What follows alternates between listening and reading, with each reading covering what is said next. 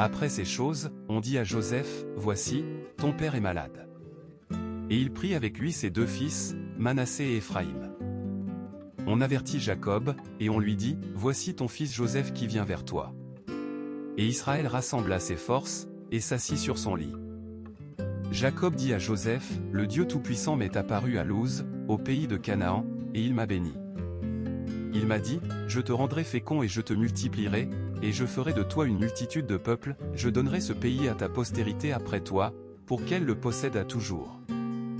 Maintenant, les deux fils qui te sont nés au pays d'Égypte, avant mon arrivée auprès de toi en Égypte, seront à moi, Éphraïm et Manassé seront à moi, comme Ruben et Siméon. Mais les enfants que tu auras engendrés après eux seront à toi, ils seront désignés sous le nom de leurs frères dans leur héritage.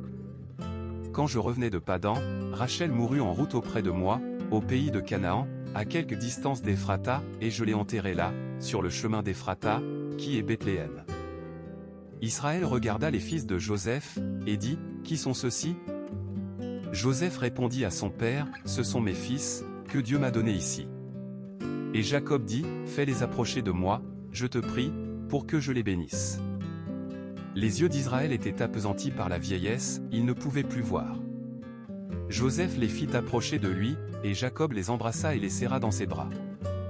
Israël dit à Joseph, « Je ne pensais pas revoir ton visage, et voici que Dieu me fait voir même ta postérité. » Joseph les retira d'entre les genoux de son père, et se prosterna en terre devant lui.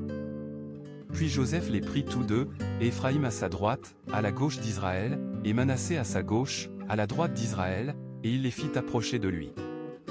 Israël étendit sa main droite et la posa sur la tête d'Éphraïm qui était le plus jeune, et il posa sa main gauche sur la tête de Manassé, ce fut avec intention qu'il posa ses mains de la sorte, car Manassé était le premier-né.